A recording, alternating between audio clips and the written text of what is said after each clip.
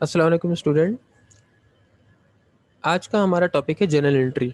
ये मैंने स्पेशली अपने स्टूडेंट के लिए वीडियो बना रहा हूँ मैं, कि जो कि इसको देख के लर्न कर सकते हैं। ठीक है, तो टॉपिक हमारा है जनरल एंट्री, और इसको जनरल एंट्री को समझने के बाद हम जनरल लेजर भी करेंगे। ठीक है, तो जैसे कि बेसिक आप लोगों को पता है कि इसमें हम क्या करते हैं कि डेबिट और क्रेडिट के हिसाब से रिकॉर्ड कर रहे होते हैं। एंट्रीज हम डेबिट और क्रेडिट के कॉलम में रिकॉर्ड करते हैं। और उसके लिए हम क्या करते हैं, सबसे पहले तो आपके जहन में बेसिक नॉलेज होनी चाहिए कि आपके पास 5 हेड ऑफ अकाउंट होते हैं, और जितनी भी एंट्रीज हैं, ये सामने आपके पास जितनी भी एंट्रीज बनी हुई है, इन सब का ताल्लुक जो है वो उन्हीं हेड ऑफ अकाउंट से होता है। अब जैसे फॉर एग्जाम्पल सबसे पहले इन्होंने कह रहे हैं कि बिजनेस स्टार्ट किया March 1, 2018 में, इन्वेस्टमेंट की है कैश 5 लाख की, और ऑफिस इक्विपमेंट 1,50,000। तो ये कस्टमर ने, इसने बिजनेसमैन ने अपना बिजनेस स्टार्ट किया है 5 लाख और 1,50,000, तो इट मीन्स कि 6,50,000 से उसने अपना बिजनेस स्टार्ट किया। ये आपके सामने जो है वो ट्रांजेक्शन लिखी हुई है। ठीक है, सबसे पहले एंट्री याद रखें हमेशा, सबसे पहले एंट्री आपके पास जो है वो कैपिटल की होती है, यानी इन्वेस्टमेंट की। जो बिजनेसमैन इन्वेस्टमेंट कर रहा है वो आपको सबसे स्टार्ट में गिवन होती है, जो कि कैश की फॉर्म में और इक्विपमेंट की फॉर्म में हो सकती है।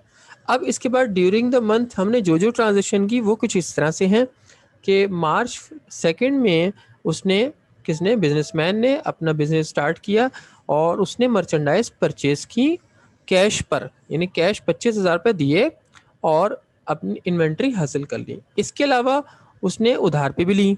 इट मीन्स कि उसकी परचेजिंग टोटल 40,000 की है। ठीक है, 40,000 की उसकी परचेजिंग है। उसने क्या किया है कि जो है वो 25,000 की इन्वेंट्री का तो कैश पे कर दिया, बाकी 15,000 का जो है वो उधार पे रखा।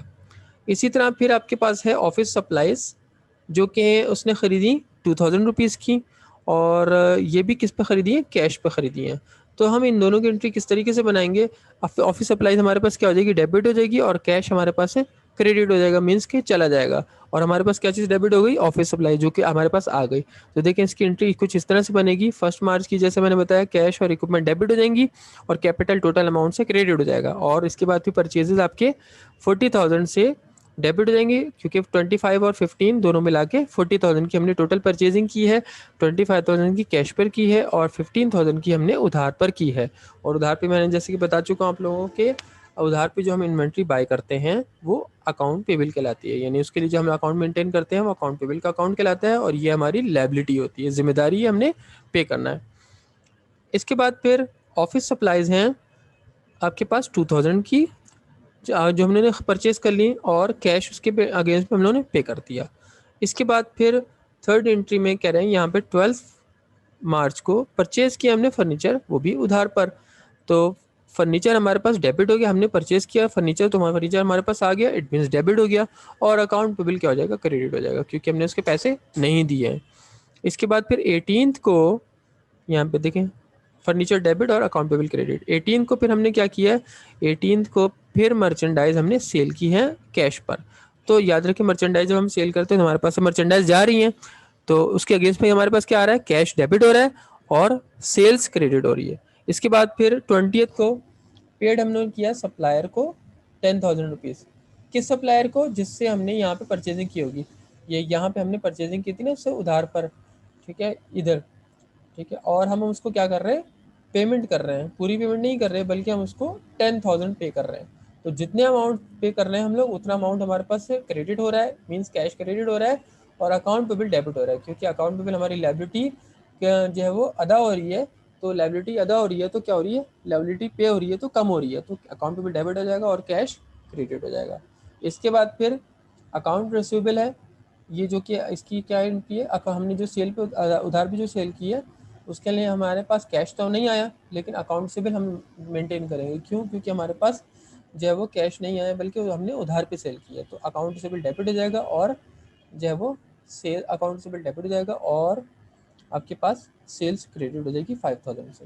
फिर 28 को पेड किए हमने रेंट 6 मंथ का इन एडवांस, एडवांस में पे कर दिया। तो याद रखें, हम एडवांस में जब पे कर देते हैं तो हमारे पास ये असेट्स होता है, और हम इसको प्रीपेड के तौर पर रिकॉर्ड करते हैं। हम इसको रिकॉर्ड करेंगे प्रीपेड रेंट डेबिट और कैश क्रेडिट 6 मंथ का। तो 60,000 की हम एंट्री बना देंगे, प्रीपेड एंड डेबिट और कैश क्रेडिट। यहाँ पे आ जाएगी प्रीपेड एंड डेबिट और कैश क्रेडिट। इसके बाद फिर 29 को हमने क्या किया, ड्राइंग किए। देखें यहाँ पे क्या करें, withdraw 5,000 rupees cash for personal use. तो ड्राइंग के लिए यहाँ की हमने, तो ड्राइंग क्या हो जाएगी, डेबिट हो जाएगी और कैश क्रेडिट हो जाएगा। इसके बाद फिर हमने देखें इस तरह की इसकी एंट्री बन जाएगी 29 को, ड्राइंग डेबिट और कैश क्रेडिट। इसके बाद फिर एडवर्टाइजमेंट एक्सपेंस हम लोगों ने पे किए हैं। देखिए यहाँ पे paid advertisement expense, simple advertisement expense debit, हमारे पास एक्सपेंस आ गए मीन्स डेबिट हो गए। एक्सपेंस हमेशा बढ़ते हैं तो डेबिट होते हैं। और कैश क्रेडिट कर देंगे, क्यों, क्योंकि हमने कैश पे कर दिया है, कैश कम हो गया, क्रेडिट हो गया। तो इस तरह से हम क्या करेंगे, इसकी इंट्रीज बना लेंगे। अब इन्हीं इंट्रीज की हम क्या करेंगे, अगर जनरल लेजर बनाना हो, जनरल लेजर जिसको हम लेजर पोस्टिंग भी कहते हैं और टी अकाउंट भी कहते हैं, क्योंकि ये टी शेप में होता है, इसको हम टी अकाउंट भी कहते हैं। और ये जो है आपका कैश अकाउंट है। और इस तरीके से बनाएंगे हम लोग के मार्च फर्स्ट, सबसे पहले जो डेबिट साइड में हमारे पास कैश आ रहे हैं, जैसे मार्च फर्स्ट को आ रहा है 5 लाख रुपीज़। फिर उसके बाद जो है वो और कौन सा डेबिट हो रहा है, 20,000 से डेबिट हो रहा है। ठीक है, ये दोनों डेबिट हो रहे हैं, तो हम लोगों ने उसी डेट में 5 लाख और 20,000 से कैश दोनों डेबिट कर दिए। इसके बाद फिर कैपिटल क्रेडिट, और सॉरी, इसके बाद फिर क्या करेंगे, कैश जहाँ जहाँ क्रेडिट हुआ है वहाँ हमारे हम उसको क्रेडिट में ही रिकॉर्ड कर लेंगे। यानी जो चीज़ डेबिट में है वो डेबिट में रिकॉर्ड होगी, जो क्रेडिट में है क्रेडिट में रिकॉर्ड होगी। जो डेबिट के, जो जनरल के एंट्री के डेबिट में है वो लेजर के भी डेबिट में आएगी और जो है वो लेजर के क्रेडिट में आएगी यहाँ वाली एंट्रीज। तो यहाँ पे कैश कौन कौन से क्रेडिट हो रहा है, 25,000 से, 2,000 से, और इसके अलावा जो है वो 10,000 से, और इसके अलावा आपके पास ये 60,000 से, 5,000 से और 20,000 से। तो देख रहे हैं यहाँ पे सारी एंट्रीज मैंने यहाँ पे लिख दी, 25,000, 2,000, 10,000, 60,000, 5,000 और 20,000। अब इन सबको हम जमा करेंगे, इन सबको भी हम जमा करेंगे। ये वाली साइड हमारी ऑब्वियसली बड़ी है, तो बड़ी साइड का टोटल हमने दोनों तरफ लिख दिया। अब ये बड़ी वाली साइड है और ये छोटी वाली साइड है। अब ये बड़ी वाली साइड इस छोटी वाली साइड से कितने अमाउंट बड़ी है, तो उसके लिए हम क्या करेंगे, इस 520 में से, इस 520 में से माइनस कर देंगे इन अमाउंट को, इन सारे अमाउंट को। ठीक है, ये मैं बता रहा हूँ कि ये सारे क्रेडिट वाले अमाउंट को, इन सब क्रेडिट अमाउंट को मैंने प्लस किया, तो जो भी अमाउंट आया मैंने उसको 5,20,000 से माइनस कर दिया, तो एंडिंग बैलेंस मेरे पास क्या बचा, 3,91,000। ये मेरा एंडिंग बैलेंस कहलाएगा, जिसको हम बैलेंस CD भी कहते हैं या बैलेंस CF भी कहते हैं, कैरिड फॉरवर्ड या कैरिड डाउन।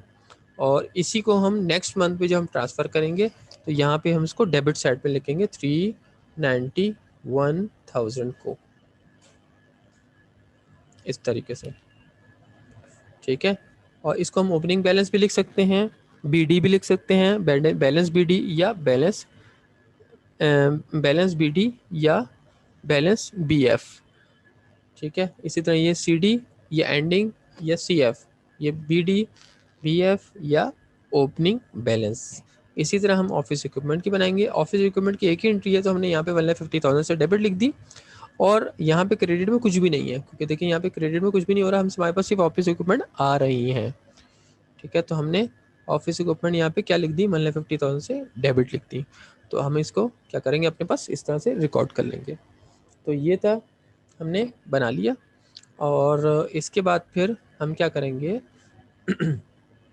इसको हमने बड़ी साइड का टोटल दोनों तरफ लिखा, यहाँ पे कुछ भी नहीं है, तो हम एंडिंग बैलेंस डिफरेंस हमारा अमाउंट यही आया 1,50,000 से।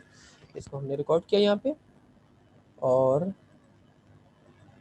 इधर मैंने इधर भी रिकॉर्ड कर लिया। अब नेक्स्ट मंथ जब अप्रैल 1 पे हमारा बिजनेस अगर स्टार्ट होता है, तो टी अकाउंट में जो ओपनिंग बैलेंस लेंगे हम, वो ऑफिस इक्विपमेंट को हम लोग बिगनिंग बैलेंस के तौर पे 1,50,000 लिखेंगे, और कैश अकाउंट जो है वो हमारा 3,91,000 से शुरू होगा। ठीक है, 3,91,000 से हमारा स्टार्ट होगा। तो ये थी हमारे कैश अकाउंट। इस तरह से हम बाकी सबके भी अकाउंट बनाएंगे, इन सब की जनरल लेजर बनाएंगे, इन सब की टी अकाउंट बनाएंगे। ठीक है, और सबको टी अकाउंट बनाने के बाद फिर हम उनके एंडिंग बैलेंस को, जो कि बच रहा है सबका एंडिंग बैलेंस को, हम ट्रायल बैलेंस में रिकॉर्ड कर लेंगे। तो उम्मीद है कि आप लोगों को ये सारा टॉपिक पसंद आया होगा, जो कि आप सब लोगों के लिए आपके होमवर्क में या आपके असाइनमेंट के लिए हेल्पफुल होगा। और इसके बाद फिर नेक्स्ट लेक्चर में मैं आप लोगों को जनरल लेजर और जनरल एंट्री, जनरल लेजर, और फिर साथ में उसके ट्रायल बैलेंस भी बनाना सिखाऊंगा, और ट्रायल बैलेंस को हम बैलेंस भी करेंगे। तो उम्मीद है कि आप लोगों को आज का ये लेक्चर पसंद आया होगा। नेक्स्ट लेक्चर तक के लिए मुझे इजाज़त दीजिए। अल्लाह हाफ़िज़।